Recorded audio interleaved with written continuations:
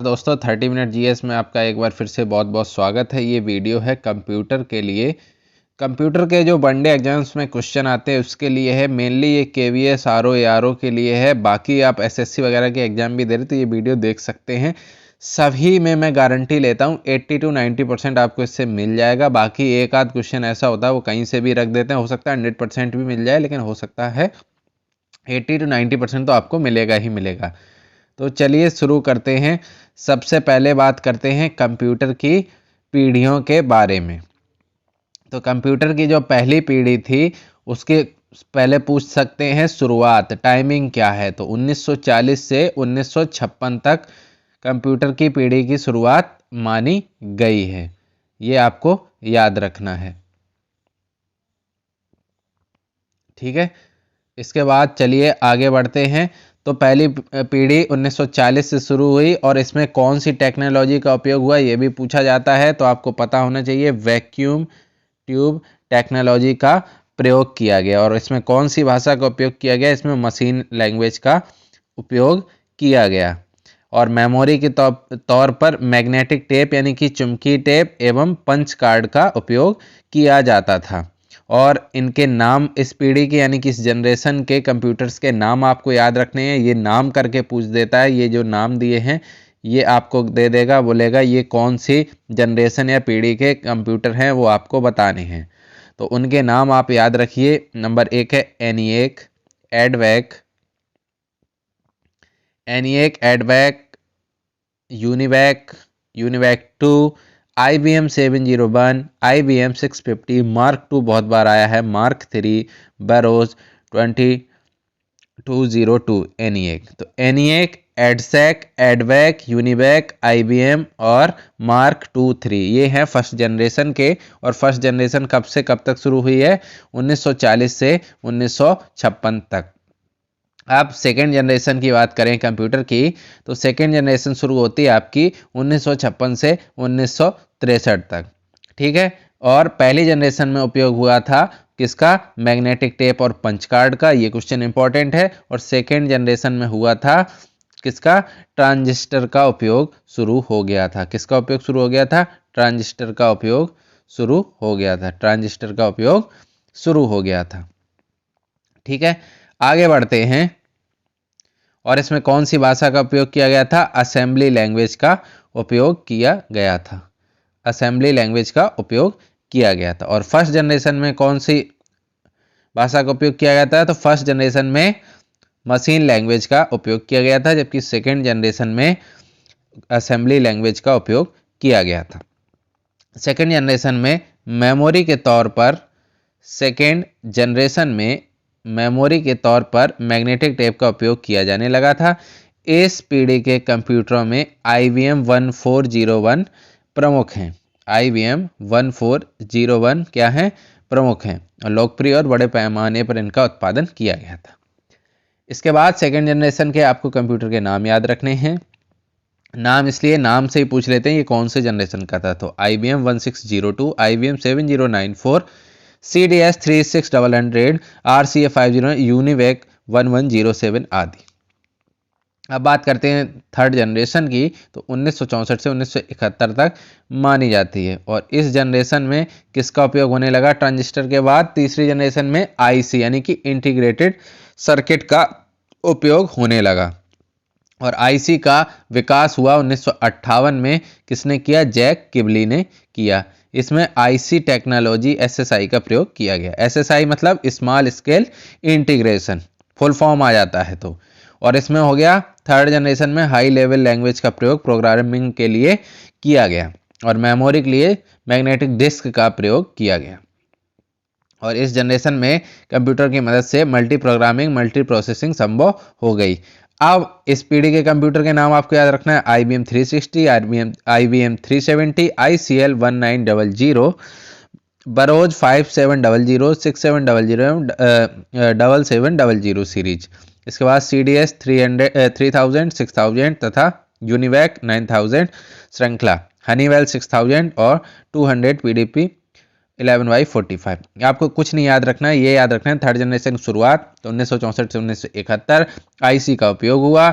और IC की खोज किसने करी, जैक किबली ने। और एसएसआई का उपयोग हुआ, एसएसआई माने स्मॉल स्केल इंटीग्रेशन, और मेमोरी के तौर पर चुंबकीय डिस्क का प्रयोग हुआ, और हाई लेवल लैंग्वेज प्रोग्रामिंग के लिए भाषा का उपयोग हुआ। ठीक है। ट्रांजिस्टर का विकास विलन शॉकली ने किया था 1947 में, और वो गई सेकेंड पीढ़ी में। तो फर्स्ट पीढ़ी में क्या हुआ, फर्स्ट पीढ़ी में क्या हुआ, वैक्यूम ट्यूब। सेकेंड पीढ़ी में ट्रांजिस्टर का उपयोग हो गया, और थर्ड जनरेशन में आईसी का उपयोग होने लगा। ये इंपॉर्टेंट है।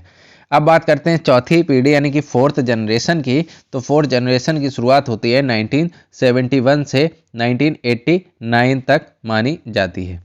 और इस जनरेशन की आईसी की जो टेक्निक थी आईसी की, वो वीएलएसआई थी, यानी कि very large scale integration, full form भी आ जाता है वीएलएसआई का। और इसमें हाई लेवल लैंग्वेज प्रोग्रामिंग के लिए उपयोग की गई, जिसमें क्या होता था, सिलिकॉन चिप पे कंप्यूटर के सभी इंटीग्रेटेड सर्किट्स को यानी कि एकीकृत परतों को लगाया जाता था, और उसको बोल देते थे माइक्रो प्रोसेसर। इन चिपों का प्रयोग करने वाले कंप्यूटर को क्या कहा जाने लगा, माइक्रो कंप्यूटर। ठीक है। तो पहले में मैग्नेटिक ट्यूब, दूसरे में ट्रांजिस्टर, तीसरे में आईसी, चौथे में माइक्रो प्रोसेसर का उपयोग होने लगा था। फिफ्थ जनरेशन की बात करें तो 1989 से अभी तक चली आ रही है, और आईसी की आधुनिक तकनीक का उपयोग होने लगा, यानी कि आईसी की जो नई तकनीक थी वो थी यूएलएसआई, यानी कि फुल फॉर्म आता है तो अल्ट्रा लार्ज स्केल इंटीग्रेशन। और इसमें भी फिफ्थ जनरेशन में हाई लेवल भाषा का प्रयोग प्रोग्रामिंग के लिए किया जाता है, क्योंकि ये बहुत अधिक सरल है। इसमें जीयूआई इंटरफेस का उपयोग किया जाता है, यानी कि ग्राफिक्स यूजर इंटरफेस का उपयोग किया जाता है। और कंप्यूटर शब्द की उत्पत्ति तथा परिभाषा। तो कंप्यूटर शब्द की उत्पत्ति लैटिन भाषा के कंप्यूट शब्द से मानी जाती है, जिसका अर्थ है गणना करना, और इसको हिंदी में क्या कहते हैं, संगणक। तो सामान्यतः ऐसे यंत्र के रूप में जाना जाता है जो अत्यंत तीव्र गणनाएं करने में सक्षम, आपको सब पता है। और ये फुल फॉर्म, ये तो फालतू की बातें लिखी हुई हैं।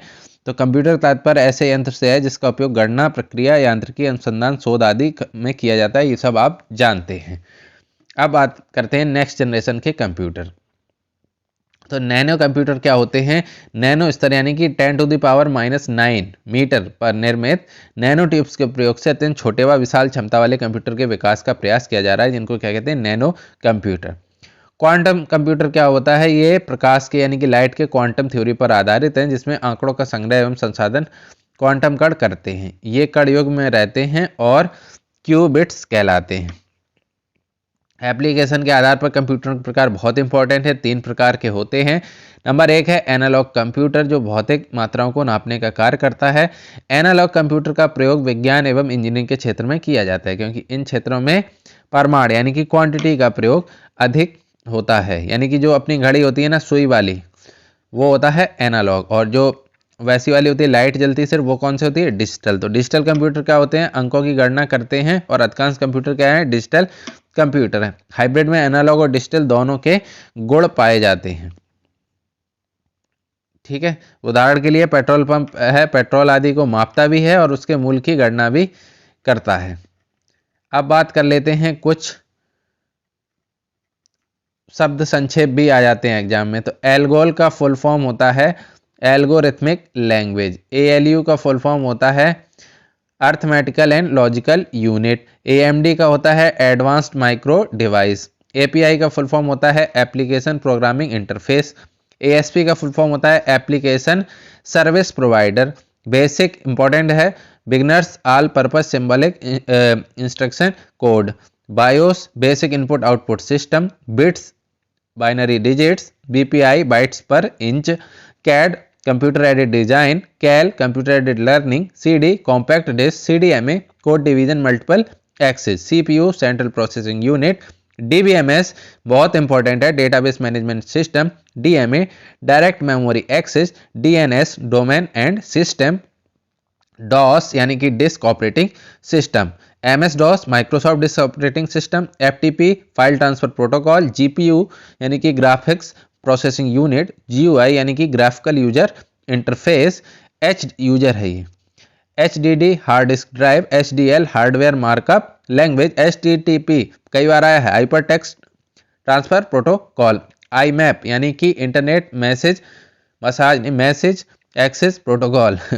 IP internet protocol, IPC inter process communication, LAN local area network, MDI multiple document interface, MIPS यानी कि million instruction per second, important है ये। Modem important, modulator demodulator, RAM random access memory, ROM read only memory, UI user interface, UL यानी कि upload, URI यानी कि uniform resource identifier, URL फिर से इंपॉर्टेंट है, यूनिफॉर्म रिसोर्स लोकेटर, यूएसबी यानी कि uniform serial bus important, WLAN यानी कि wireless local area network, WWW world wide web, EPROM erasable programmable read only memory, IGMP यानी कि internet group management access protocol, ISDN यानी कि integrated service communication network, MAN यानी कि metropolitan area network, डब्ल्यूएएन यानी कि वाइड एरिया नेटवर्क।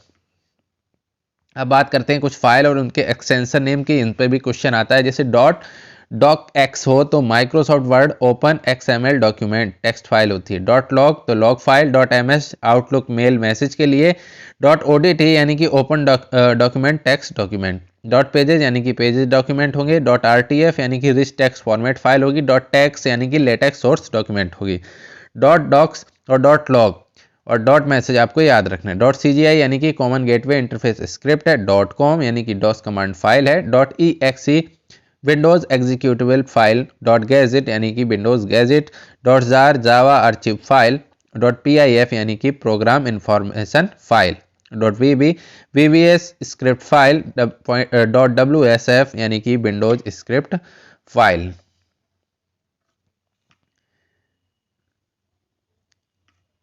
अब बात करते हैं कंप्यूटर के विकास का क्रम। तो कंप्यूटर का विकास क्रम 3000 वर्ष पुराना है।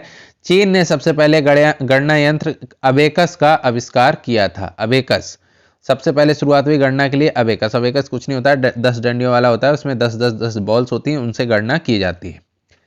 17वीं सदी में फ्रांस के गणितज्ञ ब्लेज पास्कल ने एक यांत्रिक अंकीय गणना यंत्र विकसित किया 1645 में, और इसी मशीन को कहते थे एडिंग मशीन, क्योंकि यह मशीन केवल जोड़ घटा सकती थी। अब इसका पूरा विकास क्रम आपको पढ़ना है। तो सबसे पहले बात करें जैकार्ड लूम की, किसने क्या योगदान दिया उनके बारे में। तो जैकार्ड लूम सन 1801 में फ्रांसीसी बुनकर जोसेफ ने कपड़े बुनने के ऐसे लूप का आविष्कार किया जो कपड़ों में स्वतः ही डिजाइन या पैटर्न देता था। पहले तो मैनुअल काम होता था, खुद से करते थे, उसके बाद उन्होंने एक ऐसा लूप आविष्कार किया जो कपड़े में खुद ही डिजाइन देने लगा। उसके बाद चार्ल्स बेबेज ने डिफरेंस इंजन का आविष्कार किया। उन्होंने 1822 ईस्वी में एक मशीन का निर्माण किया जिसका खर्चा दिया ब्रिटिश सरकार ने। उस मशीन का नाम रखा डिफरेंस इंजन। इसमें गियर और शाफ्ट लगे थे और यह भाप से चलती थी। इसके बाद बात करें होलरिथ सेंसस टेबुलेटर की बात करें तो 1890 में ये काम हुआ। वह थी अमेरिका की जनगणना का कार्य। 1890 से पूर्व जनगणना का कार्य पारंपरिक तरीके से होता था। इसके बाद इंपॉर्टेंट है आईकेन और मार्क 1। तो 1940 में इसका आविष्कार हुआ और आईबीएम के 4 शीर्ष इंजीनियर हार्ड आइकेन ने 1944 में एक मशीन को विकसित किया जिसका आधिकारिक नाम रखा गया automatic sequence control calculator, ABC. Important है। तो आइकेन और बीएम के मार्क 1 तकनीकी नई टेक्निक आने से पुरानी हो गई। नई इलेक्ट्रॉनिक्स तकनीकी में कोई यांत्रिक पुर्जा संचालित करने की आवश्यकता नहीं थी, सब ऑटोमेटिक था, जबकि मार्क 1 एक विद्युत मशीन है। फिर आता है ENIAC 1943-46। इसका पूरा नाम था electronic numerical integrator and computer और इसका विकास किया गया आर्मी के लिए। फिर आया EDVAC 1946 से 1952। इसका पूरा नाम था electronic discrete variable automatic computer और यह पहला डिजिटल कंप्यूटर था। तो क्वेश्चन ये बनता है कि पहला डिजिटल कंप्यूटर कौन था, तो EDVAC था। इसके बाद आता है EDSAC। तो EDSAC इसका पूरा नाम था electronic delay storage automatic computer. यह पहला कंप्यूटर था जिस पे प्रोग्राम को रन किया गया, यानी कि पहला डिजिटल कंप्यूटर था EDVAC और पहला कंप्यूटर जिस पे प्रोग्राम को रन किया गया था वो था EDSAC। इसके बाद बात करें UNIVAC की, तो उसका पूरा नाम था यूनिवर्सल ऑटोमेटिक कंप्यूटर। यह पहला डिजिटल कंप्यूटर था और व्यापार में प्रयोग होने वाला पहला कंप्यूटर। व्यापार में पहले प्रयोग होने वाला पहला कंप्यूटर कौन था, UNIVAC। इसके बाद अबेकस की बात करें, सबसे पहला और सरल यंत्र था, गणना कार्यों के लिए किया जाता था और आधुनिक शोधों के अनुसार ली काई चेन ने इसका आविष्कार किया था। अबेकस लकड़ी का आयताकार ढांचा होता है जिसके अंदर तारों का एक फ्रेम लगा होता है और फ्रेम में बॉल्स होती हैं 10-10 करके, तो काउंटिंग के लिए उपयोग किया जाता है। इसके बाद बात करें नेपियर बोन्स की, तो नेपियर बोन्स का आविष्कार किया स्कॉटलैंड के गणितज्ञ जॉन नेपियर ने। इसकी सहायता से गुणा करने की क्रिया को अत्यंत सटीकतापूर्वक किया जा सकता था। नेपियर बोन में कुल 10 आयताकार पट्टियां होती थी जिन पर क्रमशः 0 से 9 तक के पहाड़े लिखे होते थे। स्लाइड रूल, तो जर्मनी के गणितज्ञ विलियम ऑर्ट्रेड ने स्लाइड रूल का आविष्कार किया था। ये भी पूछ लेता है किसने किया था, ठीक है। और यह लॉग विधि से सरलता से गणनाएं कर सकता था। इसमें 2 विशेष प्रकार की चिन्हित पट्टियां होती थी जिन्हें बराबर में रखकर आगे पीछे सरकाकर लघु गुणक की क्रिया संपन्न होती थी। 20वीं शताब्दी के 8वें दशक यानी कि 1980 में इलेक्ट्रॉनिक पॉकेट कैलकुलेटरों के अस्तित्व में आने के पश्चात इसका प्रयोग हो गया बंद। इसके बाद पास्कल के कैलकुलेटर आए, तो फ्रांस के जो गणितज्ञ थे ब्लेज पास्कल, उन्होंने इसका आविष्कार किया। इस मशीन में कई दांतेदार चक्र पुराने टेलीफोन की तरह घुमाने वाले डायल होते थे जिन पर 0 से 9 तक की संख्याएं अंकित होती थी। इसके बाद आ गया लेबनीज का यांत्रिक यानी कि मैकेनिकल कैलकुलेटर। तो जर्मन गणितज्ञ गॉटफ्रेड वॉन लेबनीज ने इस यंत्र का आविष्कार किया। पूछ लेते ना किस यंत्र का किसका आविष्कार किया। इस मशीन को लेबनीज की रेकनिंग मशीन भी कहा जाता है। यह मशीन आज भी कार व कंप्यूटर के स्पीडोमीटर में प्रयोग की जाती है। अब आते हैं जरूरी टॉपिक पर कि क्षमता के आधार पर कंप्यूटरों के प्रकार की बात कर लेते हैं। तो सबसे पहले बात करते हैं जनरल पर्पज कंप्यूटर की। तो ये पूछा, इससे क्वेश्चन कई आते हैं। तो जिससे सामान्य कार्य किए जाएं, इनका प्रयोग घरों और दुकानों में किया जा सकता है। स्पेशल पर्पज कंप्यूटर, इनका काम क्या होगा, यह कंप्यूटर विशेष कार्य के लिए होंगे। इनका प्रयोग कई क्षेत्रों में होता है जैसे मौसम विज्ञान, कृषि विज्ञान, युद्ध, अंतरिक्ष आदि क्षेत्रों में इसका प्रयोग किया जा सकता है स्पेशल पर्पज का, ठीक है। अब आकार एवं कार्य के आधार पर कंप्यूटरों के प्रकार देख लेते हैं। तो माइक्रो कंप्यूटर होता है, आकार में क्या होंगे, नाम से देख लो, माइक्रो है तो आकार में छोटे होंगे। विकास हुआ 1970 के दशक में। इन कंप्यूटरों में माइक्रो प्रोसेसर, माइक्रो कंप्यूटर है तो माइक्रो प्रोसेसर का उपयोग किया जाएगा। इन्हीं को कहते हैं पीसी यानी कि पर्सनल कंप्यूटर, जो होते हैं आपके desktop computer, laptop computer, palmtop computer, notebook computer, tablet computer. Desktop computer क्या होते हैं, वे कंप्यूटर होते हैं जिनको टेबल पर रखे चलाया जाता है। लैपटॉप कंप्यूटर आपने देखे होंगे, साइज में बहुत छोटे होते हैं, एक स्थान दूसरे स्थान पर आसानी से पोर्टेबल है। पावर के लिए बैटरी होती है, बाकी सब आपको पता है। पाम टॉप कंप्यूटर क्या होते हैं, लैपटॉप कंप्यूटर के छोटे रूप होते हैं जिनमें हथेली में रखकर चलाया जाता है मोबाइल की तरह। इनके कार्य करने की क्षमता लैपटॉप से कम होती है, मेमोरी वगैरह इनकी कम होती है। अब नोटबुक कंप्यूटर क्या होते हैं, तो नोटबुक कंप्यूटर लैपटॉप कंप्यूटर के ही समान होते हैं, बस छोटे होते हैं साइज में। टैबलेट कंप्यूटर बहुत ही छोटे कंप्यूटर हैं, मोबाइल से थोड़े बड़े और टच स्क्रीन होते हैं। इसके बाद अब बात करें वर्क स्टेशन कंप्यूटर, तो छोटे व्यापार में सर्वर के रूप में जिसका काम उपयोग किया जाए और इसकी कार्य करने की क्षमता क्या होगी, माइक्रो कंप्यूटर से अधिक होगी। अब बात करें मिनी कंप्यूटर, तो ये कंप्यूटर बड़ी बड़ी कंपनियों में, सरकारी ऑफिस में सर्वर कंप्यूटर के रूप में, सर्वर क्या होता है जो सभी को दूसरे कंप्यूटर को हैंडल करे। PDP-8 पहला मिनी कंप्यूटर था जिसका विकास 1965 में किया गया था। और इसके बाद डैक कंपनी ने बनाया था। डैक का पूरा नाम था डिजिटल इक्विपमेंट कॉरपोरेशन। इसके बाद बात करें मेन फ्रेम कंप्यूटर की, तो वे कंप्यूटर हैं जो बड़ी बड़ी कंपनियों, सरकारी ऑफिस में सर्वर कंप्यूटर के रूप में कार्य करते हैं और छोटे छोटे फ्रेम के बने होते हैं। इन कंप्यूटर में माइक्रो कंप्यूटर का प्रयोग किया जाता है। कुछ मेन फ्रेम कंप्यूटर निम्न है: IBM 4381, ICL 39, CDC cyber etcetera. अब बात करते हैं सुपर कंप्यूटर की, तो सुपर कंप्यूटर विशेष प्रकार के कंप्यूटर होते हैं। इनका निर्माण विशेष कार्यों के लिए किया जाता है। दुनिया के सबसे तेज और सबसे बड़े कंप्यूटर कौन होंगे, सुपर कंप्यूटर होंगे। भारत का पहला सुपर कंप्यूटर कई बार पूछा है, परम है। नवीनतम सुपर कंप्यूटर परम 10,000 है। विश्व का सुपर कंप्यूटर गेब-1 है, इसे सीडैक ने बनाया था। सुपर कंप्यूटर के कार्य क्या हैं, अंतरिक्ष यात्रा के लिए, मौसम की गणना, युद्ध के लिए और बाकी भी बड़ी बड़ी गणनाओं के लिए। अब कंप्यूटर सिस्टम के कंपोनेंट्स यानी कि घटक की बात कर लेते हैं, तो उसको 4 घटक मेन है: input, output, process, memory.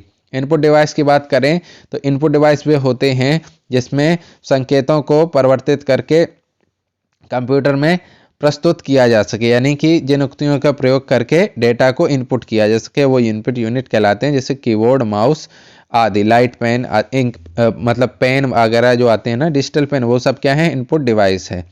CPU की बात करें तो सीपीयू का कार्य क्या है, दिए गए डेटा को प्रोसेस करके उससे आउटपुट के रूप में सूचनाओं को प्रदर्शित करना। सीपीयू के 3 भाग होते हैं, सीयू, एएलयू और मेमोरी।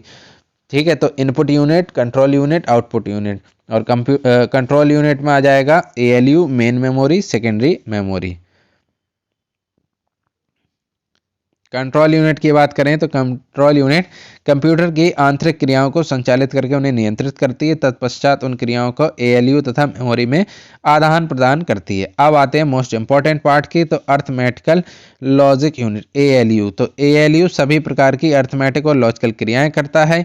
एएलयू कंट्रोल यूनिट से डाटा तथा निर्देशों को प्राप्त करके उन्हें क्रियान्वित करता है। तत्पश्चात डेटा तथा निर्देशों को सूचना के रूप में मेमोरी में भेज देता है। अब मेमोरी कितने प्रकार की, मुख्य रूप से 2 प्रकार की। मेन मेमोरी में आती है रैम और रोम। सहायक मेमोरी यानी कि ऑक्सिलरी मेमोरी होती है, जिसमें बाहरी चुंबकीय माध्यमों जैसे हार्ड डिस्क, फ्लॉपी डिस्क, चुंबकीय टेप, सीडी आदि से डेटा फीड करे बाहर से, तो वो हो गई ऑक्सिलरी मेमोरी। और मेन मेमोरी होगी रैम और रोम, ये याद रखना। कैश मेमोरी क्या होती है, बहुत इंपॉर्टेंट है। इसके द्वारा मेमोरी यूनिट तथा कंप्यूटर की गति के बीच में समन्वय स्थापित किया जाता है, जिससे कंप्यूटर की गति में वृद्धि होती है। यानी कि मेन मेमोरी से काम ना करके कैश मेमोरी में जो टेम्परेरी डेटा होता है रिकॉर्ड कर दिया जाता है और उसकी का यूज करके आपको सबसे तेज आउटपुट दे दिया जाता है।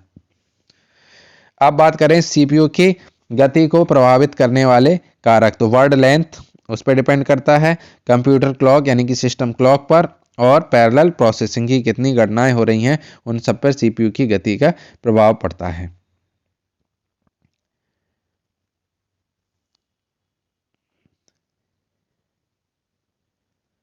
अब मेमोरी के बारे में डिटेल से पढ़ लेते हैं।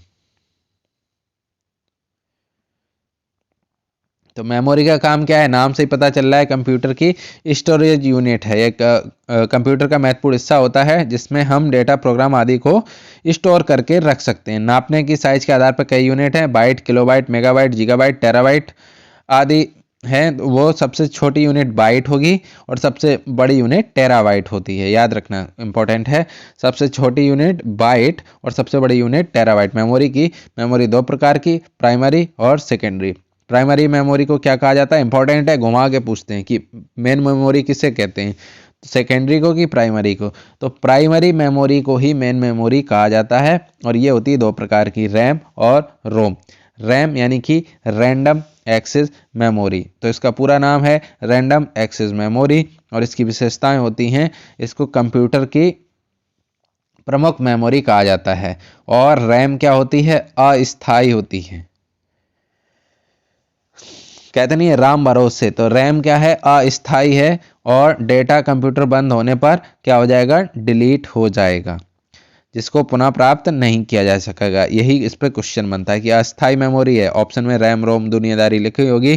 तो रैम क्या है, अस्थायी मेमोरी है। वोलाटाइल मेमोरी भी कहलाती है। यह एक सेमीकंडक्टर और फ्लिप फ्लॉप से मिलकर बनी मेमोरी, जैसे S RAM, D RAM, S D RAM etcetera. S RAM का पूरा नाम है स्टैटिक रैंडम एक्सेस मेमोरी। यह फ्लिप फ्लॉप से मिलकर बनी होती है, इसलिए यह कम रिफ्रेश होती है। डी रैम पूरा नाम है डायनेमिक रैंडम एक्सेस मेमोरी, जल्दी जल्दी रिफ्रेश होती है। रिफ्रेश का मतलब होता है इलेक्ट्रॉनिक चार्ज और डिस्चार्ज से। यह 1 सेकंड में हजारों बार रिफ्रेश होती है। कौन, डी रैम, अतः इसकी गति धीमी होती है। यह अन्य रैम की अपेक्षा सस्ती होती है। एस डी रैम का पूरा नाम है synchronous dynamic random access memory. V RAM का पूरा नाम है वोलाटाइल रैंडम एक्सेस मेमोरी। इस रैम का प्रयोग नेटवर्क डिवाइस में हार्ड डिस्क के रूप में किया जाता है और वी रैम होती है महंगी मेमोरी। अब बात करें रोम की, यानी कि रीड ओनली मेमोरी की। तो रोम का पूरा नाम है रीड ओनली मेमोरी। यह प्राइमरी भी मेमोरी होती है लेकिन स्थायी मेमोरी होती है। इसमें कंप्यूटर को स्टार्ट करने वाले प्राथमिक एवं सेटिंग होती हैं। अच्छा, ये क्वेश्चन इंपॉर्टेंट है कि कंप्यूटर को स्टार्ट करने वाले प्राइमरी एवं सेटिंग ये सब कहाँ पे मिलेंगी, ये रोम में होती हैं। ठीक है, रोम में होंगी। और 3 प्रकार की होती हैं, पी रोम, ईपी रोम और ईईपी रोम। याद रखना ये कितने प्रकार की होती हैं, पी रोम, ईपी रोम और ईईपी रोम। पी रोम का पूरा नाम होता है प्रोग्रामेबल रीड ओनली मेमोरी। ये इस चिप में एक बार प्रोग्राम स्टोर किया जा सकता था। यदि प्रोग्राम में एरर होने पर कोई समस्या आती है तो उसे बदला नहीं जा सकता है। EPROM का पूरा नाम है erasable programmable read only memory. इस चिप में स्टोर प्रोग्राम में सुधार किया जा सकता है, नाम से ही समझ लो इरेजेबल है। चिप में सुधार करने के लिए चिप को बोर्ड से निकालकर अल्ट्रावायलेट यानी कि परावैंगनी किरणों के सामने रखा जाता था। इसके बाद बात करें EEPROM की, तो इसका पूरा नाम है electrically erasable programmable read only memory. इस चिप में EPROM की समस्या को दूर कर दिया गया है। इस चिप में स्टोर प्रोग्राम एवं डाटा में सुधार करने के लिए विद्युत का प्रयोग किया जाता है। मदरबोर्ड में भी इसी रोम का प्रयोग आजकल हो रहा है। मेमोरी यूनिट की बात करें तो सबसे ज़्यादा क्वेश्चन आता है बिट पे, तो बिट शॉर्ट टाइम में मशीन लैंग्वेज बिट में है और कैपेसिटी 0-1 यानी कि बाइनरी लैंग्वेज में होती है। इसके बाद यूनिट है निबल, तो निबल 4 बिट, बाइट में होता है 8 बिट, किलो बाइट 1024 है, हर जगह आपको ऑप्शन में 1000 लिखा हुआ मिल जाएगा जो कि गलत होता है। किलोवाट यानी कि 1000, किलोबाइट यानी कि 1024 बाइट, मेगाबाइट यानी कि 1024 किलोबाइट, गीगाबाइट यानी कि 1024 मेगाबाइट यानी कि जीबी, टेराबाइट यानी कि टीबी यानी 1024 जीबी। तो 1 केबी 1024 केबी मतलब 1 एमबी, 1024 एमबी मतलब 1 जीबी, 1024 जीबी मतलब 1 टेराबाइट। तो निबल मतलब 4 बिट, बाइट मतलब 8 बिट्स, ये आपको याद रखना है। इसके बाद स्टोरेज डिवाइड की बात करें तो ये आपको ज़्यादा याद नहीं रखना है, किसकी क्या स्पीड है, MBPS ये आपको नहीं रखना है, ठीक है। बस हार्ड डिस्क ये एक बार थोड़ी सी नज़र दौड़ा लेना, बाकी कोई ज़रूरत नहीं है। आउटपुट की बात करें तो मॉनिटर क्या है, आउटपुट डिवाइस है, जो आप इनपुट देते हैं उसमें प्रोसेसिंग के बाद जो बाहर आता है परिणाम उसी को आउटपुट कहते हैं। विजुअल डिस्प्ले यूनिट भी कहेंगे, ठीक है, किसको, आउटपुट यानी कि मॉनिटर को। मॉनिटर के प्रकार होते हैं CRT मॉनिटर यानी कि cathode ray tube, LCD monitor यानी इंपॉर्टेंट है ये सारे यानी कि liquid crystal display, LED monitor यानी कि liquid emitting light emitting diode होगा, LED यानी कि लाइट इमिटिंग डायोड। मॉनिटर की करेक्टरिस्टिक यानी कि विशेषताएं क्या होती हैं, सबसे पहले तो रिजोल्यूशन की बात करें तो डिस्प्ले डिवाइस का महत्वपूर्ण गुण होता है रिजोल्यूशन, यानी कि स्क्रीन के जो चित्र हैं वो कितने स्पष्ट हैं। मॉनिटर में चित्र का निर्माण छोटे छोटे बिंदुओं से मिलकर बना होता है, उन बिंदुओं को क्या कहते हैं, पिक्सेल्स, और जब वह बिंदु चमकते हैं तो हमें दिखाई देते हैं। इसके बाद रिफ्रेश रेट की बात करें तो मॉनिटर से रिफ्रेश रेट को हर्ट्ज में मापा जाता है, हर्ट्ज, ठीक है। डॉट पिच की बात करें तो डॉट पिच एक प्रकार की मापन तकनीकी है। कलर मॉनिटर की डॉट पिच 0.15 से 0.30 तक होती है। इसके बाद इंटरलेसिंग और नॉन इंटरलेसिंग यानी कि ऐसी डिस्प्ले टेक्निक है जो कि मॉनिटर से रेजोल्यूशन की क्वालिटी में और ज़्यादा वृद्धि करती है। बिट मैपिंग क्या होता है, इसमें क्या होता है, टेक्स्ट ग्राफिक्स दोनों को प्रदर्शित किया जाता है, यह बिट मैपिंग कहलाती है। इससे ऑपरेटर किसी भी आकृति को स्क्रीन पर बना सकता है। इसके बाद प्रिंटर और रेजोल्यूशन की बात करें तो प्रिंटर क्या है, ऑनलाइन आउटपुट डिवाइस है, आउटपुट ही तो देता है। इससे आउटपुट को कागज पर छापकर प्रस्तुत किया जाता है। कागज पर लिए गए आउटपुट को क्या कहेंगे, हार्ड कॉपी। प्रिंटिंग टेक्नोलॉजी के आधार पर प्रिंटर दो प्रकार के होते हैं। यह वो प्रिंटर हैं जो प्रिंटिंग करते समय आवाज़ करते हैं, इसलिए इनको क्या कह देते हैं, इम्पैक्ट प्रिंटर।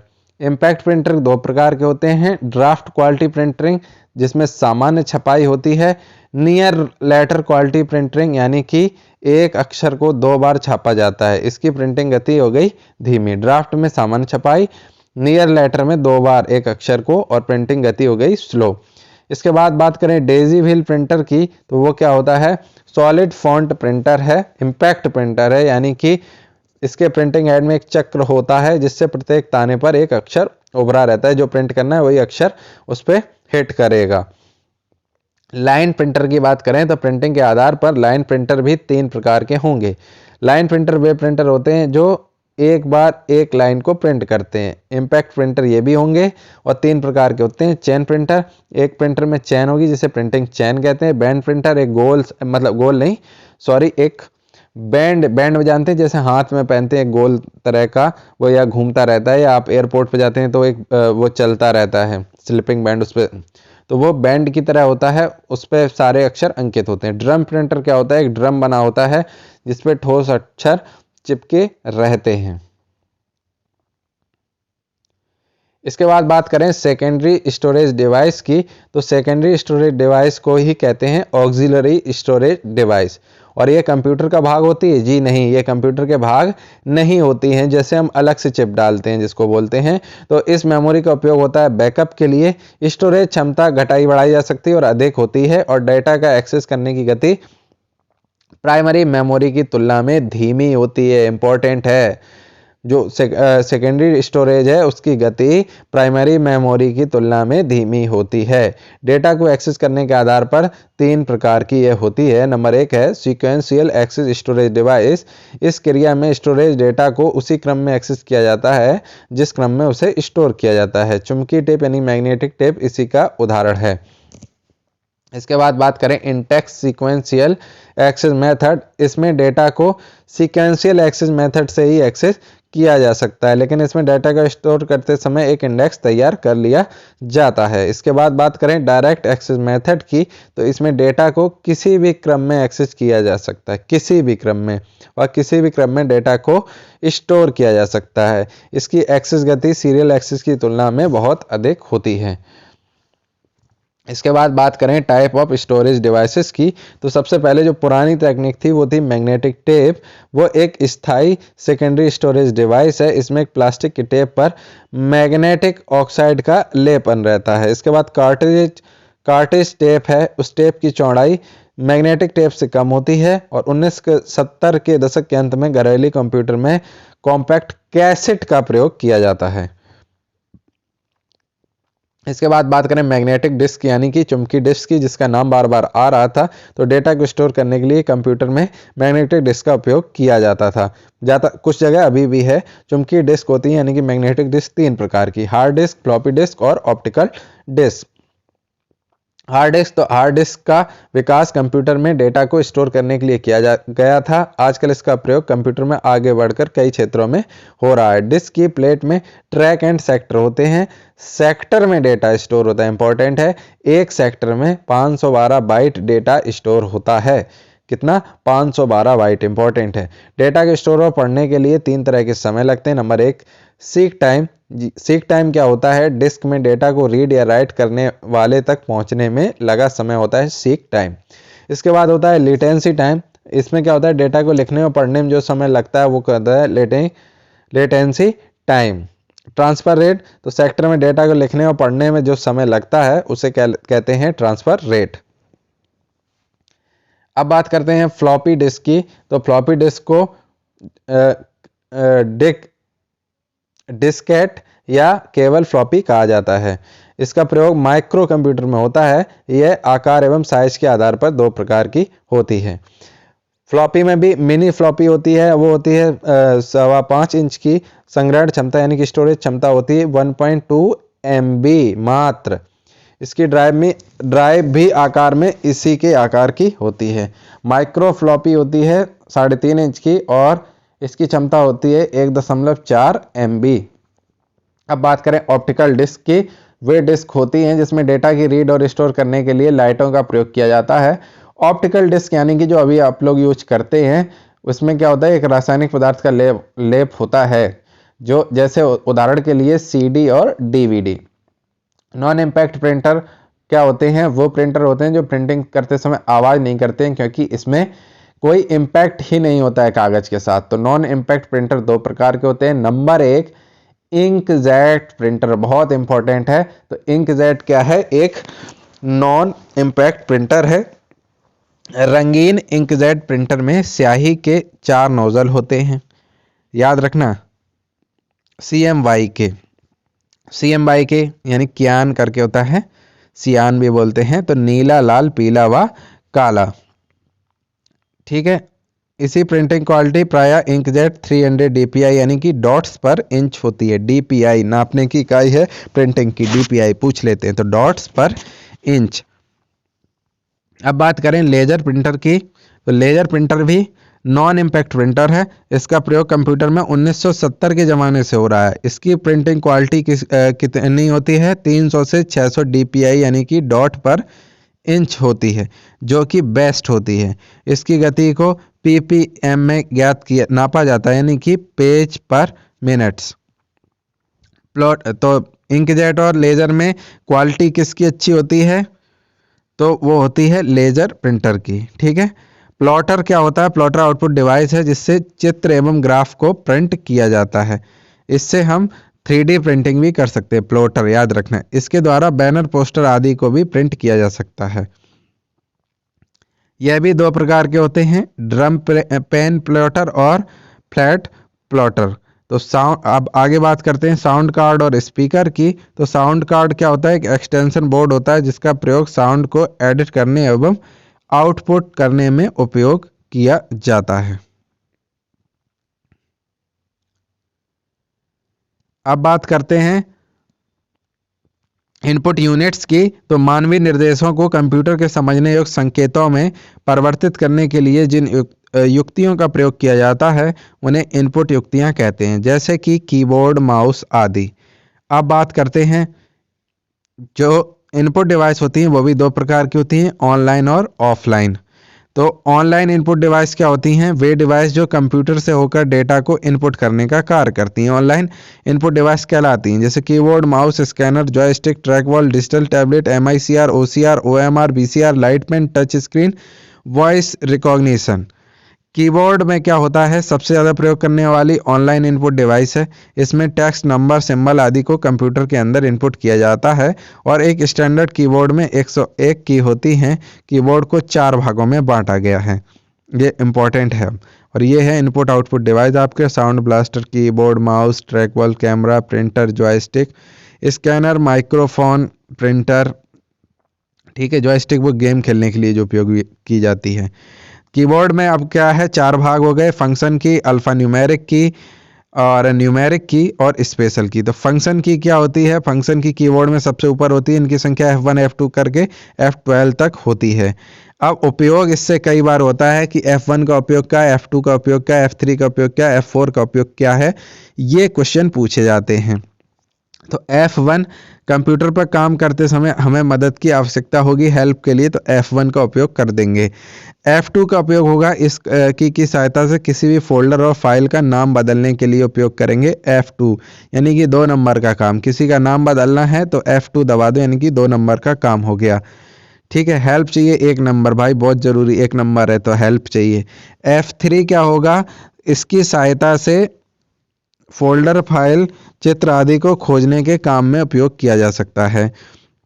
F4 की सहायता से इंटरनेट एक्सप्लोरर में क्या खुल जाएगा? Address bar. और अल्ट के साथ F4 दबाने से चालू प्रोग्राम बंद हो जाएगा। ये पूछा जाता है कि किसी चालू प्रोग्राम को बंद करने के लिए तो क्या करना चाहिए? अल्ट के साथ F4 दबा सकते हैं।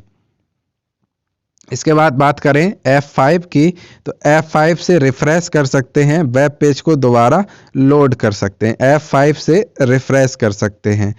F6 में क्या है? वर्ड में काम करते समय इस कुंजी को 2 बार दबाने से, यानी कि F6 2 बार दबाएंगे, मेनू बार एक्टिव हो जाता है। F7 क्या होता है? वर्ड में काम करते समय वर्तनी और व्याकरण से संबंधित गलती को सुधारने के लिए कुंजी की सहायता ली जाती है। कौन सी कुंजी? यानी कि कौन सी की? F7 की।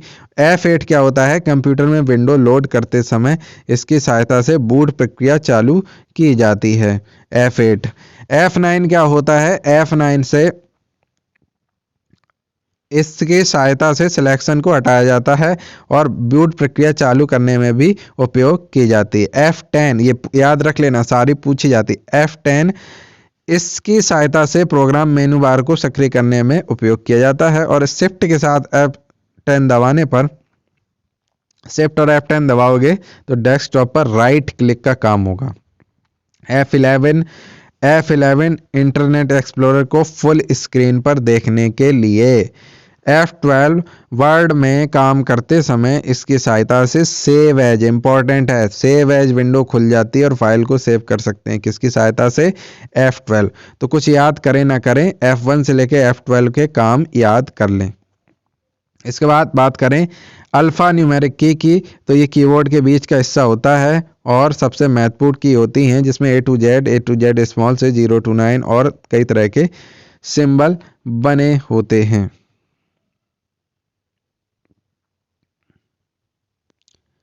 अब बात करते हैं न्यूमेरिक की तो यह कीबोर्ड में कहाँ पर होती है, न्यूमेरिक की दाएं तरफ होती है, यानी कि राइट हैंड साइड पर होती हैं और इनकी संख्या याद रख लेना 17 होती है।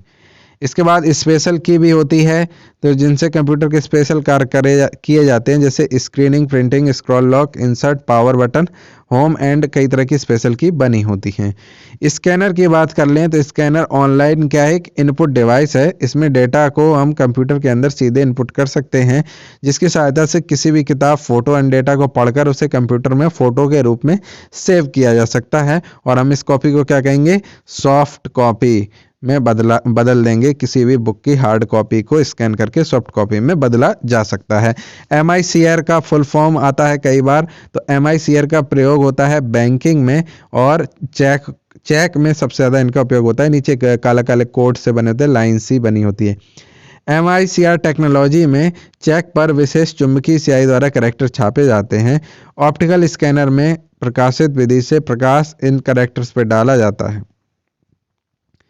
जॉयस्टिक की बात करें तो कंप्यूटर में गेम खेलने के लिए इसका उपयोग किया जाता है।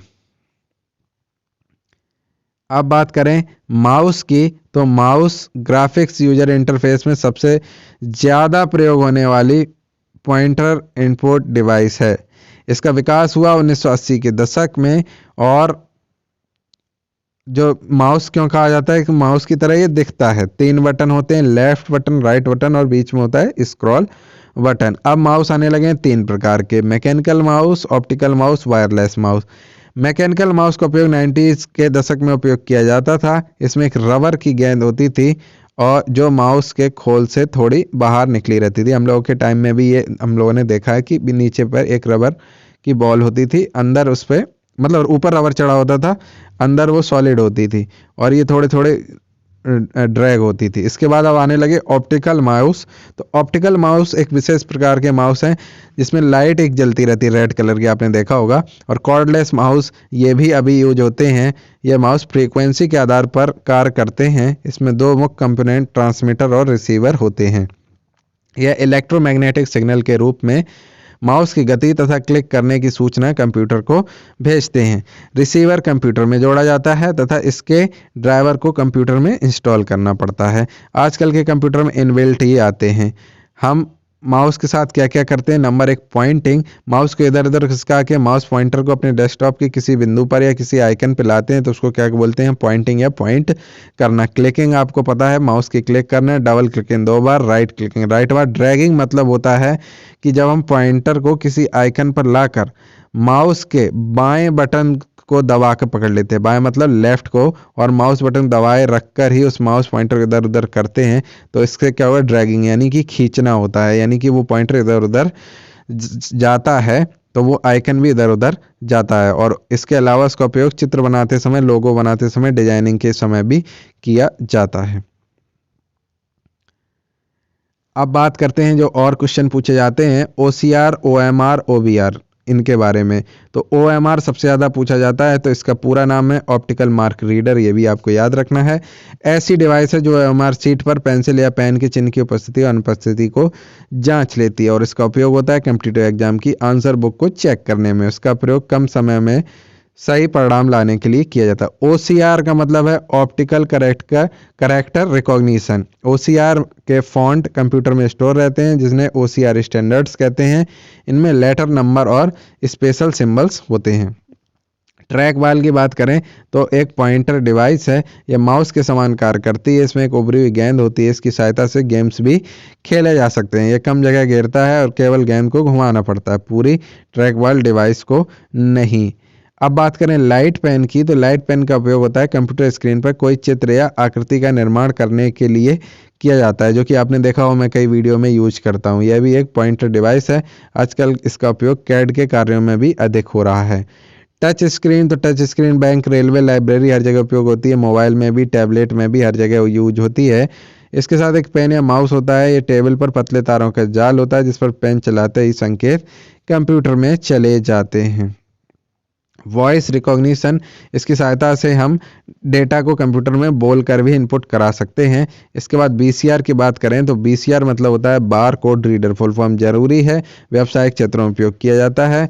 इससे क्या होगा, कोई पैकेट है या कोई पैकेज है उसके ऊपर बारकोड छपे होते हैं, उनको पढ़ने के लिए बीसीआर का उपयोग किया जाएगा। अब बात करें ऑफलाइन इनपुट डिवाइस की, तो वो डिवाइस जो कंप्यूटर से प्लग किए बिना डेटा को कलेक्ट करके कंप्यूटर में इनपुट करती हैं, ऑफलाइन इनपुट डिवाइस कहलाती हैं। जैसे कि कैमरा है, तो कैमरा को कंप्यूटर में प्लग मत करो, बाद में उसमें डेटा डाल दो, तो वो ऑफलाइन इनपुट डिवाइस होगी। डिजिटल कैमरा की बात करें, यह ऑफलाइन इनपुट डिवाइस है। इसका प्रयोग आपको पता है, डिजिटल कैमरा का फोटो खींचने, आजकल तो टिकटॉक पे वीडियो बनाने में भी किया जाता है।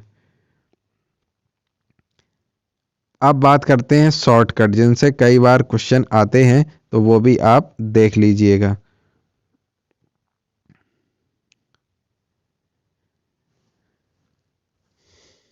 जैसे शॉर्टकट स्टैंडर्ड टूल बार की बात करते हैं तो न्यू ब्लैंक डॉक्यूमेंट यानी कि Ctrl+N, कीबोर्ड पर Ctrl+N दबाओगे तो नया ब्लैंक डॉक्यूमेंट खुल जाएगा। इसके बाद ओपन के लिए Ctrl+0 यानी कि सिलेक्टेड फाइल को खोलता है। इसके बाद सेव तो Ctrl+S, mail receipt, print file Ctrl+P, print preview Ctrl+F2, spelling और grammar check F7, cut Ctrl+X का उपयोग होगा, कॉपी Ctrl+C का उपयोग होगा, पेस्ट Ctrl+V का उपयोग होगा, अंडू Ctrl+Z का, रीडू Ctrl+Y का, हाइपरलिंक Ctrl+K का। ठीक है, ये आपको याद रखना है। इसके बाद फॉर्मेटिंग टूल बार, स्टाइल के लिए Ctrl+Shift+S, इससे क्या होगा, टेक्स्ट की स्टाइल में परिवर्तन कर सकते हैं। Font Ctrl+Shift+F, font size Ctrl+Shift+P, bold तो Ctrl+B दबा दोगे तो बोल्ड बना देगा फॉन्ट को, Ctrl+I यानी कि इटैलिक बना देगा यानी तिरछा, underline Ctrl+U, align left Ctrl+L, align right Ctrl+R, centre Ctrl+E, justify Ctrl+Z यानी कि थोड़ा टेक्स्ट को बाएं दाएं हाशिए के बीच में हर शब्द की जगह को घटाना या बढ़ाना समान रूप से। नंबरिंग Ctrl+Shift+S, पंक्ति पैराग्राफ को श्रेणीबद्ध कर देगा। बुलेट्स बनाने के लिए बुलेट का उपयोग होगा। Decrease indents, increase indents, outside border यानी कि पैराग्राफ चित्र या दूसरी वस्तुओं के चारों ओर बॉर्डर बनाता या हटाता। हाईलाइट, फॉन्ट कलर आपको पता है। MS एक्सेल की शॉर्टकट की के बारे में, तो गणित के सूत्र हैं Alt+=, ठीक है। इसके बाद करेंट डेट के लिए कंट्रोल प्लस ये है आपका semicolon. Current time Ctrl+, spell check F7 आपको पता है। हेल्प के लिए F1 है, मैक्रोस के लिए Alt+F8 है। इसके बाद MS एक्सेल की शॉर्टकट की के बारे में बात करते हैं। Ctrl+N मतलब फाइल को खोलने के लिए, नई फाइल को खोलने के लिए Ctrl+N, पुरानी फाइल को खोलने के लिए Ctrl+O, सेव एज के लिए F12, सेव के लिए Ctrl+S और Shift+F12, प्रिंट के लिए Ctrl+P, फाइंड के लिए यानी कि खोजने के लिए Ctrl+F, बदलने के लिए यानी कि रिप्लेस के लिए Ctrl+H, निश्चित स्थान पर जाना यानी कि गो टू के लिए F5। ठीक है, लेफ्ट में जाना Shift+लेफ्ट एरो, Shift+राइट एरो, राइट के लिए पूरा कॉलम Ctrl+स्पेस बार, पूरा रो और कॉलम जानते हैं, रो यानी कि खड़े खड़े पंक्तियां, रो यानी कि पड़ी पड़ी पंक्तियां और कॉलम यानी कि खड़ी खड़ी पंक्तियां। तो पूरा कॉलम तो Ctrl+स्पेस बार, पूरा रो Shift+स्पेस बार, पूरा worksheet Ctrl+A, up arrow down arrow आपको पता है, one cell right tab, one cell left shift tab, worksheet के टॉप में जाना तो Shift+होम, वर्कशीट के अंत में जाना तो कंट्रोल प्लस एंड, रो के अंत में जाना होम, कॉलम के अंत में जाना कंट्रोल प्लस लेफ्ट एरो, अगले वर्कशीट में जाना control plus page down, text style bold में तो कंट्रोल प्लस बी, इटैलिक में कंट्रोल प्लस आई, अंडरलाइन में control plus U, strike through यानी कि बीच में रेखा तो कंट्रोल प्लस 5।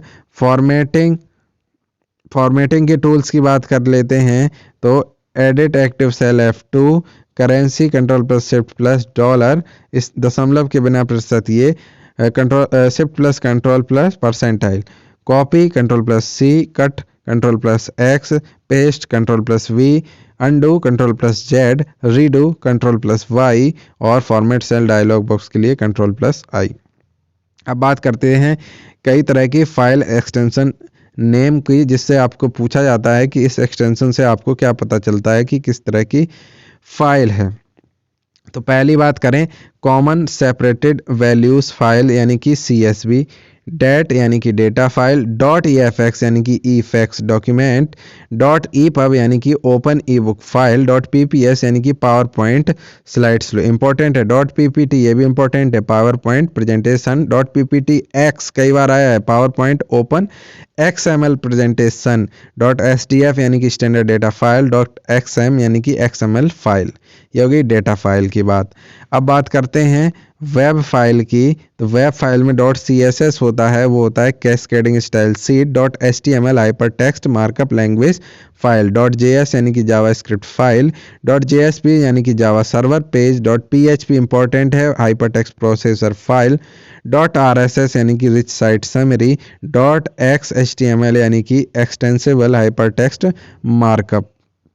अब बात करते हैं ऑडियो फाइल के बारे में, तो .aif होती है audio interchange file format, .iff होती है इंटरचेंज फाइल फॉर्मेट, .m3u होती है मीडिया प्लेलिस्ट फाइल, M4a होती है MPEG for audio file, MID होती है MIDI फाइल, MP3 होती है MP3 ऑडियो फाइल, MP होती है MPEG2 ऑडियो फाइल, .RA होती है रियल ऑडियो फाइल, .wav होती है यानी कि वेव ऑडियो फाइल, .wm होती है Windows media audio file. Font file की बात करें .fnt यानी कि विंडोज़ फॉन्ट फाइल, .fon यानी कि जेनरिक फॉन्ट फाइल, .otf यानी कि ओपन टाइप फॉन्ट, .ttf यानी कि true type font. Backup file की बात करें तो .back होता है बैकअप फाइल, .tmp होता है टेम्परेरी फाइल।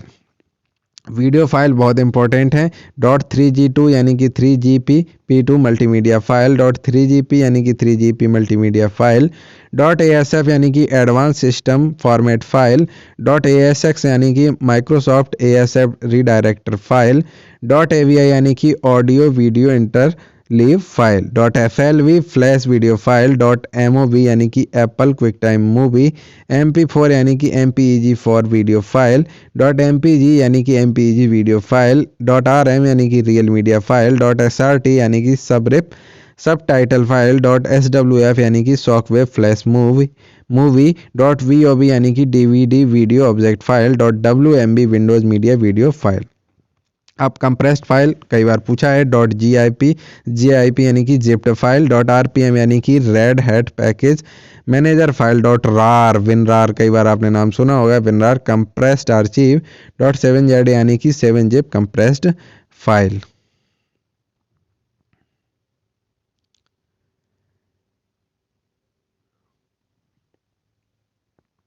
अब बात करेंगे प्रोटोकॉल के बारे में। प्रोटोकॉल एक ऐसी मानक और औपचारिक प्रक्रिया है जिसके माध्यम से कंप्यूटर और उसके नेटवर्कों में अंकीय संचार किया जाता है। ब्राउज़र क्या होता है? ब्राउज़र एक ऐसा सॉफ्टवेयर होता है जिसकी सहायता से यूजर सूचनाओं को प्राप्त करने के लिए इंटरनेट में प्रवेश करता है। वेब सर्वर क्या होता है कि यह प्रोग्राम वेब ब्राउज़र के द्वारा संसाधनों को प्राप्त करने के लिए यूजर द्वारा दिए गए रिक्वेस्ट यानी कि अनुरोध को पूरा करता है। वेब सर्वर द्वारा वेब ब्राउज़र में उपस्थित किसी प्रोग्राम को क्रियान्वित किया जा सकता है। अब बात करें नेटवर्क की, तो विभिन्न कंप्यूटरों को एक साथ जोड़ दें तो वो क्या कहलाता है? नेटवर्क कहलाता है। जैसे अपन लोग ही हैं, कहते हैं किसी गुंडे का बहुत बड़ा नेटवर्क, यानी कई लोगों से वो जुड़ा होता है। ऑनलाइन आपको पता है होम पेज, ये भी पता है कि किसी साइट का प्रारंभिक प्रदर्शित होने वाला पेज होता है जिसमें सूचनाएं हाइपरलिंक के द्वारा जुड़ी रहती हैं। ऑफलाइन भी आपको पता है। हाइपर टेक्स्ट मार्कअप लैंग्वेज यानी कि HTML लैंग्वेज, ये कई बार पूछा गया है। इसका उपयोग होता है वेब पेज बनाने के लिए। प्रारंभ में वेब डिजाइनिंग HTML के द्वारा ही की जाती थी। HTML एक विशेष प्रकार की इनकोडिंग स्कीम की तरह काम करता है जिसका प्रयोग दस्तावेज तैयार करने के लिए किया जाता था। हाइपर टेक्स्ट ट्रांसफर प्रोटोकॉल यानी कि HTTP, तो HTTP का उपयोग होता है HTML में संग्रहित दस्तावेज यानी कि डॉक्यूमेंट्स तथा दूसरे वेब संसाधनों को स्थानांतरित करने के लिए। इसके बाद आता है TCP या IP, इंपॉर्टेंट है, इसका पूरा नाम है ट्रांसमिशन कंट्रोल प्रोटोकॉल, और IP यानी कि इंटरनेट प्रोटोकॉल। इसका प्रयोग सूचनाओं के आदान प्रदान के लिए किया जाता है। ये ऐसे प्रोटोकॉल हैं जिनके माध्यम से असंख्य कंप्यूटरों के मध्य संबंध या संपर्क स्थापित होता है। URL यानी कि IRL नहीं है, ये URL है यानी कि यूनिफॉर्म रिसोर्स लोकेटर। इसका प्रयोग होता है वेब पर किसी विशेष सूचना को संचालित करने के लिए। ठीक है, एक विशेष प्रकार का एड्रेस कोड होता है, जैसे कोई http://www.gmail.com/mail, इसमें Gmail इसका क्या हो गया, एड्रेस कोड कहलाता है। वेब पेज की बात करें तो होम पेज पर बने हाइपरलिंक को क्लिक करने पर जो पेज हमारे सामने प्रस्तुत होता है उसे कहते हैं वेब पेज। वेब पेज में सूचना को हाईलाइट करने के लिए हाइपरलिंक का प्रयोग किया जाता है। वेबसाइट क्या होता है, कई वेब पेजों के समूहों को क्या कह देते हैं, वेबसाइट कह देते हैं, जिसमें चित्रों, ध्वनि, टेक्स्ट इत्यादि का समावेश होता है। इसमें किसी भी महत्वपूर्ण तथ्य की जानकारी प्राप्त करने के लिए केवल तथ्य का ही नाम लिखा जाता है और यूजर के समक्ष उसे तथ्य के संबंधित जानकारियां प्रस्तुत हो जाती हैं। इसके बाद बात करें हाइपरलिंक की, तो वेब पेज में उपस्थित वह विशेष शब्द या चित्र जिस पर क्लिक करने पर उस शब्द या चित्र संबंधित सूचनाएं एक अलग वेब पेज पर आ जाएं, उस पेज को कहेंगे हाइपरलिंक। अर्थात एक वेब पेज पर किसी अन्य वेब पेज को समाहित करना क्या कहलाता है, हाइपरलिंक। डाउनलोड की आपको पता है, अपलोड भी पता है। ठीक है, अपने कंप्यूटर से दूसरे पर सूचना भेजना तो अपलोड, और दूसरे की सूचनाएं डाउनलोड कर लेना ये तो हमें पता है। सर्वर, वह कंप्यूटर जो इंटरनेट का इस्तेमाल करने वाला अर्थात यूजर की सूचनाएं प्राप्त करने की क्षमता रखता है वो कहलाता है सर्वर। सर्फिंग की बात करें तो इंटरनेट के नेटवर्कों में महत्वपूर्ण सूचनाओं को खोजना, विभिन्न साइटों पर भ्रमण करना, कुल मिला के जैसे अपन अपने इंटरनेट पर कुछ भी ढूंढते हैं, न्यूज़ से लेके कोई वीडियो, कुछ भी, सब कुछ, वो सारी प्रोसेस कहलाती है सर्फिंग। इसके बाद बात करते हैं नेटवर्क इंटरफेस कार्ड। ये क्या होता है, हार्डवेयर डिवाइस होता है जो कंप्यूटर को नेटवर्क से जोड़कर डेटा का आदान प्रदान संभव बनाता है। Network interface card. WLL का काम क्या है, वायरलेस लोकल लूप, स्थानीय बेतार तकनीक, यानी कि इसमें तार नहीं है, जिसमें ध्वनि के साथ इंटरनेट और तीव्र गति से डेटा का आदान प्रदान संभव है। इसके बाद बात करें वाईफाई, फुल फॉर्म कई बार पूछा गया है, यानी कि वायरलेस फिडेलिटी। इसका उपयोग होता है विभिन्न इलेक्ट्रॉनिक संचार उपकरणों के बीच बिना तार के संपर्क स्थापित करने में, जिससे कि डेटा का आदान प्रदान संभव हो सके। इसके द्वारा मोबाइल या कंप्यूटर के नेटवर्क सीमा के भीतर इंटरनेट से जोड़ा जा सकता है। इसके बाद आता है WiMAX, यानी कि word interoperability for microwave access. यह लंबी दूरी तक माइक्रोवेव लिंक के जरिए डेटा संचरण बनाता है। यह ब्रॉडबैंड में इंटरनेट तथा अन्य सुविधाएं भी उपलब्ध कराता है। यह 3.3 से 3.4 गीगाहर्ट्ज के बीच कार्य करता है। अब बात करते हैं डायनेमिक IP एड्रेस के बारे में। तो हमारे नेटवर्क के द्वारा किसी डिवाइस को प्रोवाइड किया गया ये IP एड्रेस नंबर अभी तक हमारे डिवाइस को रेफर करता है जब तक हम नेट से कनेक्ट रखते हैं। जैसे ही हम डिस्कनेक्ट हो जाते हैं, हमें अलर्ट किया गया IP नंबर किसी अन्य डिवाइस को प्रोवाइड कर दिया जाता है। गेटवे की बात करें तो इंटरनेट में क्या होता है, कई नेटवर्क आपस में जुड़े होते हैं। गेटवे उस कंप्यूटर को कहेंगे जो भिन्न नेटवर्कों से जुड़े कंप्यूटर से जुड़ा रहता है, यानी कि रास्ता है दोनों के बीच का। ISDN यानी कि इंटीग्रेटेड सर्विस डिजिटल नेटवर्क। इसमें क्या होता है, एकीकृत सेवा है जिसमें एक ही रास्ते से ध्वनि, दृश्य, अंकीय व लिपिबद्ध सूचनाओं को प्रेषित करने की क्षमता होती है। इसमें डेटा, वीडियो, ध्वनि का एक साथ प्रसारण संभव है। ISDN के अंतर्गत डिजिटल सूचना को सामान्य टेलीफोन नेटवर्क पर 128 kbps की रफ्तार से प्रेषित किया जा सकता है। ब्लॉग क्या होता है? यह वेब लॉग का संक्षिप्त रूप है। यह इंटरनेट पर एक प्रकार की वेबसाइट है जिस पर समय समय पर टेक्स्ट, चित्र या ध्वनि द्वारा अपने अनुभव या विचार रखे जाते हैं या पब्लिश किए जाते हैं। ब्लॉग सार्वजनिक भी हो सकते हैं और पर्सनल भी। 1999 में आधिकारिक रूप से ब्लॉग की शुरुआत पीटर महोल ने की थी। इसके बाद बात करें फ्लेम की, तो इंटरनेट पर प्रेषित या लिखित अपशब्द कहलाते हैं फ्लेम। डिजिटल सब्सक्राइबर लाइन यानी कि DSL क्या होती है? तो इसके अंतर्गत कंप्यूटर को टेलीफोन के तांबे के तार द्वारा टेलीफोन एक्सचेंज में जोड़ दिया जाता है और इसके साथ DSL मॉडेम से जोड़ने से कंप्यूटर पर 24 घंटे इंटरनेट सुविधा उपलब्ध हो जाती है, यानी कि डिजिटल सब्सक्राइबर लाइन। पॉपअप क्या होता है? इंटरनेट के प्रयोग के समय स्वयं से खुलने वाले विंडो हैं जिन पर विशेष सूचना होती है। क्रैकर क्या होता है? हंसी मजाक व मनोरंजन के लिए इंटरनेट पर जुड़े विभिन्न कंप्यूटरों से छेड़छाड़ करने वाले क्या कहलाते हैं? क्रैकर। इससे पहले आगे बढ़े हम आपको बता देते हैं HTML यानी कि हाइपर टेक्स्ट मार्कअप लैंग्वेज के बारे में। तो HTML, तो इसका प्रयोग वेब पेज बनाने में किया जाता है। इसकी सहायता से वेब ब्राउज़र दस्तावेजों को दर्शाते हैं। HTML यानी कि hyper text markup language web page की मूल भाषा है। इंटरनेट पर आज जितनी वेबसाइट है वो सभी वेबसाइट किस में होंगी? HTML पेजेस का कलेक्शन है जिनमें HTML एलिमेंट्स का प्रयोग किया जाता है। HTML के इन एलिमेंट्स को ही मार्कअप भी कहते हैं क्योंकि ये एलिमेंट्स वेब पेज के विभिन्न प्रकार के कंटेंट को भी विभिन्न तरीकों से वेब ब्राउज़र में रेंडर होने के लिए मार्क करते हैं और वेब ब्राउज़र को इस बात का इंडिकेशन देते हैं कि वेब ब्राउज़र में किस कंटेंट को किस जगह पर किस तरह से रेंडर करना है। ये एक मार्कअप लैंग्वेज है जो पूरी तरह से कंटेंट या टेक्स्ट के ऑर्गेनाइजेशन से संबंधित है। इसके बाद बात करते हैं ई-कॉमर्स कंपनियों की, यानी कि इलेक्ट्रॉनिक कॉमर्स कंपनियों की। तो ई-कॉमर्स होता क्या है? तो ऐसे फाइनेंशियल कार्य जो इलेक्ट्रॉनिक सिस्टम अर्थात कंप्यूटर के द्वारा पूर्ण किए जाते हैं, या हम उन्हें कह सकते हैं कि इंटरनेट के माध्यम से होने वाले व्यापार को भी ई-कॉमर्स कहा जा सकता है मोटे तौर पर। अब बात करते हैं टाइप्स ऑफ ई-कॉमर्स। ये भी बहुत इंपॉर्टेंट आजकल शो वगैरह भी चल रहे हैं तो आपको समझ नहीं आता B2C, C2C, ये सब B2B ये सब है क्या? तो B2C होता है छोटे कॉरपोरेशन तथा आरंभिक व्यापारियों के द्वारा इसका उपयोग किया जाता है। C2C यानी कि बिजनेस टू कंज्यूमर होता है। B2C business to consumer.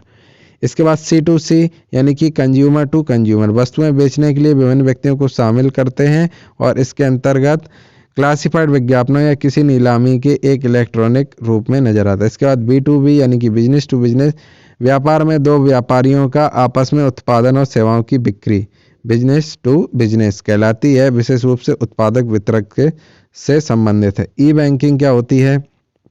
Electronic banking, internet banking, virtual banking नाम से भी जाना जाता है। इसे ऑनलाइन बैंकिंग भी कहा जाता है। EPS यानी कि इलेक्ट्रॉनिक पेमेंट सिस्टम, तो इंटरनेट पर किया गया भुगतान कहलाता है EPS इलेक्ट्रॉनिक पेमेंट सिस्टम। भुगतान क्रेडिट कार्ड, डेबिट कार्ड और स्मार्ट कार्ड आदि के माध्यम से किया जाता है। क्रेडिट कार्ड एवं स्मार्ट कार्ड इंटरनेट पर ऑनलाइन शॉपिंग करने के लिए प्लास्टिक मनी कहलाते हैं। क्रेडिट कार्ड और स्मार्ट कार्ड, प्लास्टिक मनी अर्थात क्रेडिट कार्ड एवं स्मार्ट कार्डों का प्रयोग किया जाता है। फिर आते हैं नेफ्ट पे, important related to e banking या नेट बैंकिंग। तो नेफ्ट क्या होता है? National electronic fund transfer, full form याद रखनी चाहिए। यह राष्ट्रीय स्तर पर एक अकाउंट से दूसरे अकाउंट में फंड ट्रांसफर के लिए उपयोग किया जाता है। इसके बाद RTGS, नेफ्ट का नाम आएगा तो RTGS का भी आएगा ही साथ में नाम। तो RTGS होता है रियल टाइम ग्रॉस सेटलमेंट। यह फंड के वास्तविक आधारिक ऑर्डर के आधार पर ट्रांसफर होता है। एप्लीकेशन को उसी समय प्रोसेस किया जाता है जब ट्रांजैक्शन की जाती है।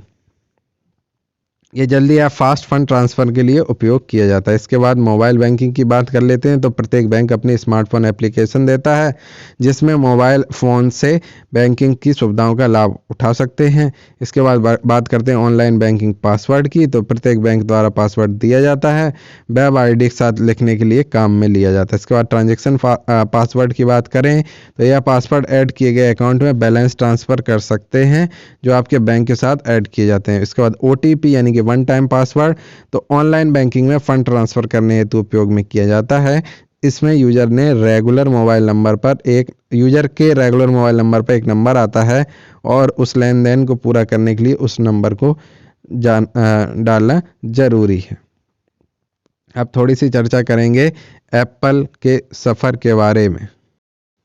नमस्कार दोस्तों, जैसा कि मैंने बताया था कि अभी हम बात करेंगे एप्पल के बारे में। तो एप्पल कंपनी ने कैसे कैसे अपने आप को इवॉल्व किया है वो देखते हैं। तो 1977 से 1993 के बीच में एप्पल II सबसे पॉपुलर आया पर्सनल कंप्यूटर और कंपनी का वह शुरुआती प्रोडक्ट था जिसने यूएस के लोगों के घरों में अपनी जगह बना ली। इसके बाद 1984 में आता है पहला कॉमर्शियल कंप्यूटर, जो GUI यानी कि ग्राफिक्स यूजर इंटरफेस था, और इस मैकिन्टोश में कॉमर्शियल कंप्यूटर को सामान्य लोगों तक पहुंचा दिया। अभी तक सामान्य लोगों तक नहीं पहुंचा था, लेकिन मैकिन्टोश सामान्य लोगों तक पहुंच गया था।